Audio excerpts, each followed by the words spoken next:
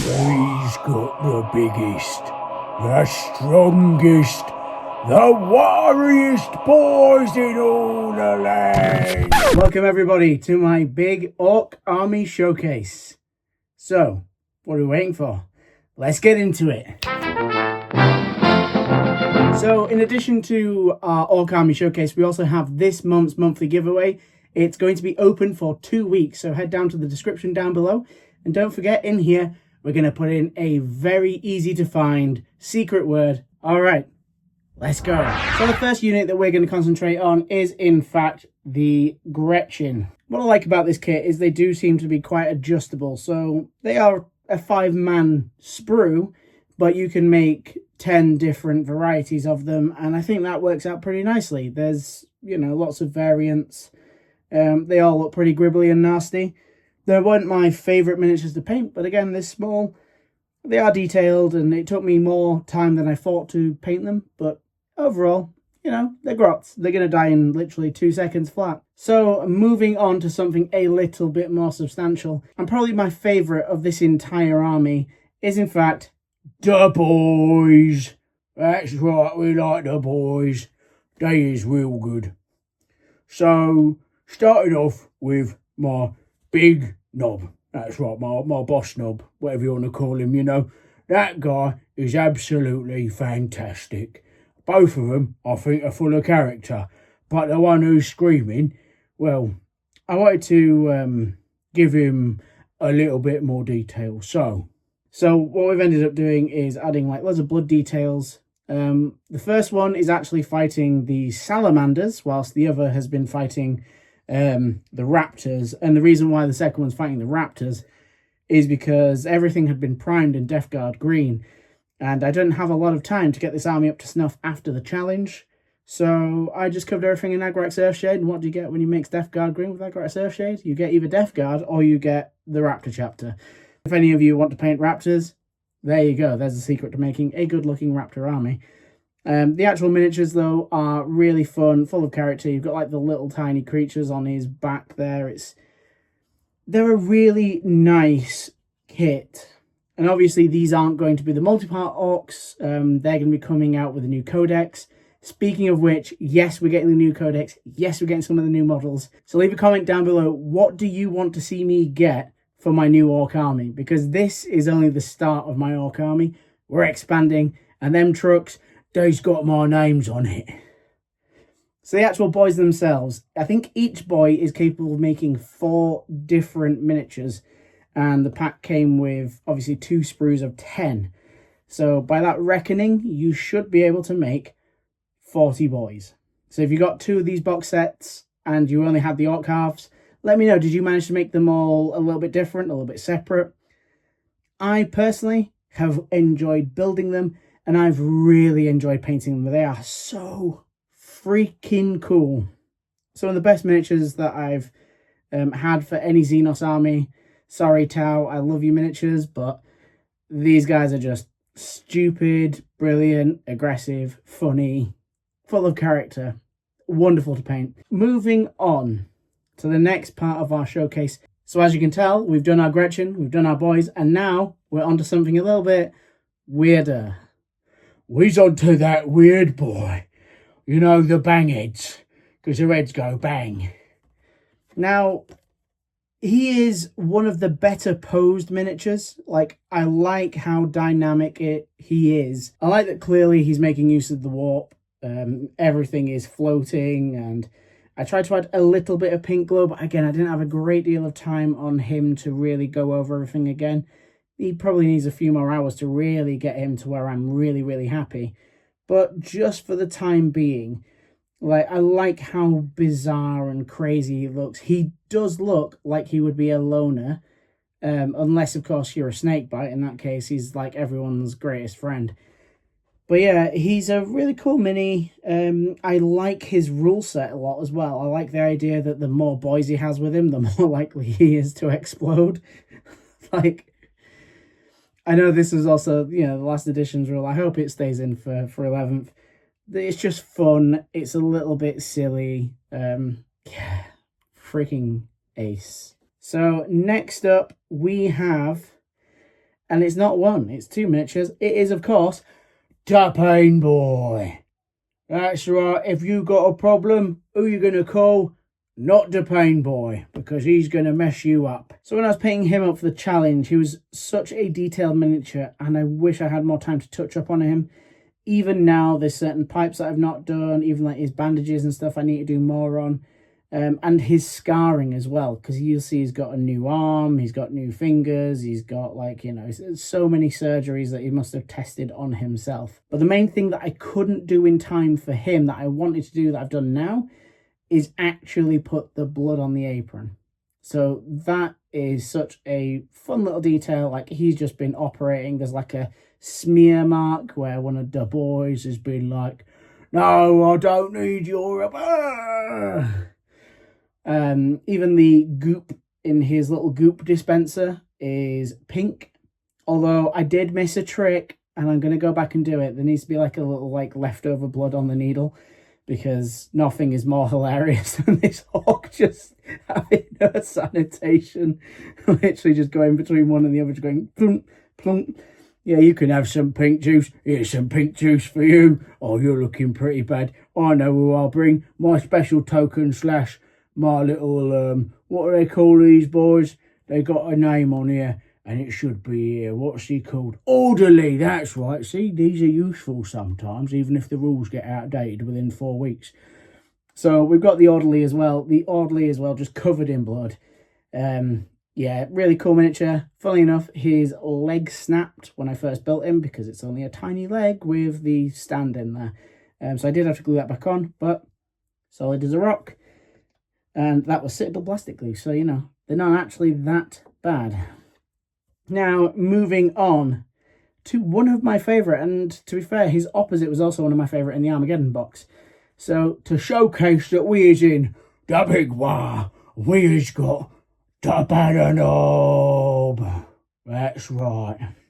So I was actually quite surprised going back to do the Bannernob. I've not had a lot of time again, but things like the electric cables feeding into his power axe, yeah, they're really nice bits to bring out detail too. So I have a blue glow effect. I think it's Sopek blue, then with like a slightly brighter, I think it's Alioth blue, and then we hit that on with like ice blue. That gives you this nice little glow effect without going too extreme. We've also added a lot of blood onto the axe. And if you notice as well, the blood drips down from the axe onto the handle of the axe, onto like a bit of his gauntlet, and then onto the floor. So I tried to put in little bits of storytelling there, because I wanted him to look a little bit more special. Certainly in terms of like his size, he's a bigger orc. He is bigger than your normal boy. You know, if we put him at the same height, he's a little bit bigger. He's a bit more powerful. And that's why he's got a power axe and a banner. Yeah, amazing miniature. I like the sculpt. I like the style. I like the hair flowing up like it's a windy battlefield, or, you know, he's just been hit by a concussion blast from anything going off near him. He's pretty cool. But now we're going to move on to what was my favourite miniature. I think I might not have put him at the very top, actually, but he was very close up there. It is, of course, the Big Boss. That's right. We have got here the Big Boss. And the Big Boss has got a very big axe. And I also had a bit of time this time around to paint the Space Marine that had clearly lost a fight to him. Again, blood on the axe, just showing that he has just won a combat. And it's fresh. Also, if you notice as well, where the blood drips into where that power glow is, the blood actually disappears at that point, and the idea is I'm thinking that is literally just burns it off as it comes into contact with the axe, or when it comes a little too close to the little studs. The little squig at the bottom as well, that's been painted up a little bit better than what we did for the challenge. Again, most of these are still painting challenge standard. We haven't exactly increased the standard up much because we haven't had much time to go over everything, and there is a lot of details on these boys. These are Horde Army, and yet they are very much so detailed like you would want them to be for the price of GW miniatures. Next up, and this one is genuinely a little bit more exciting, I promise you, it is the Warboss, but not the Warboss, just the Warboss. That's right. Now, the Warboss, again, I wanted to just do a little bits of touches up on him. So we've gone over the red of his power racks. We've done the black on the top section of it. I was tempted to alternate them either side, but I thought that would look a bit confusing because it joins at the top. Again, that's had blood thrown onto it as well, so it looks like it's been used in combat. Same with the little power chainsaw thing at the bottom of his shooter. So there's little details like that. I've gone over the transfer with a little bit of Arrtx. That needs to be all gone over with a matte varnish, because at the minute it's a bit shiny, but I also want to make it a bit grittier and dirtier and scratched up, and you know, I need it to look rougher than what it is now. I think it looks too clean. So once we've done that, there is lots of details. There's like straps on his arms, there's the little jerry can on his back that I need to do more with, certain little details. But the actual miniature himself, the posing, his like aggression, the screaming, the detail in the face, all of that I think is tip top. He's a really cool commander, stood on two very strangely placed tactical rocks, both jutting forward. That I think's a little bit odd. I think, you know, one tactical rock would have looked better. Certainly when you look back to like Leviathan, Space Marine Captain, one big tactical rock with an enemy laid there. I think he could have done with, you know, a tactical rock and maybe a Space Marine that he stood on top of. I think that would have been much more applicable to, you know, the power and strength of this Warboss. So moving on next, we go to our first of our vehicles, and it is, of course, the Wartrakk. That's right. Cult of Speed's here, and they say they wants to go real fast. So, an amazing model to build. Like, I cannot believe the track section is all one piece. You can't really see the flash line on it when it's just laid there. I mean, it was like the finest thing in the world anyway. And the detail either side of that track is insane. Like, they've done such an amazing job just bringing that to, you know, a three-dimensional form. It's very hard to make tooling both that accurate and seamless. And if this, like, tool that made this ever gets knackered, you'll see that flash line. But for now, it looks incredible. The actual designing, the posing is all wonderful. The missile rack on the top is stupid. As you can tell, I need to spend more time on those missiles. I want to make them all look a bit more unique. Some yellows, some white and blacks in there. Sort of get everything looking a little bit like, you know, hodgepodge craziness. So that's one that I didn't have a great deal of time to spend on. But do you know what? We did have a little bit more time to spend on a big mech Dakkarig. Alright, boys. We got here the biggest, the baddest, the Dakkarist, the mecharist rig. Oh yeah.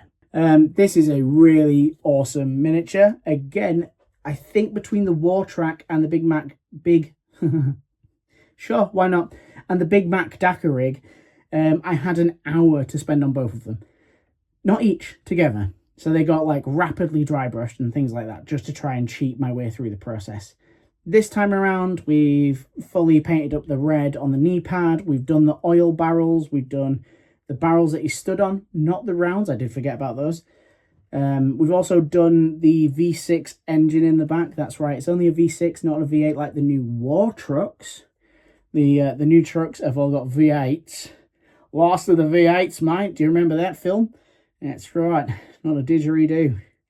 So, Mad Max aside, which is also so orkishly themed, it's incredible.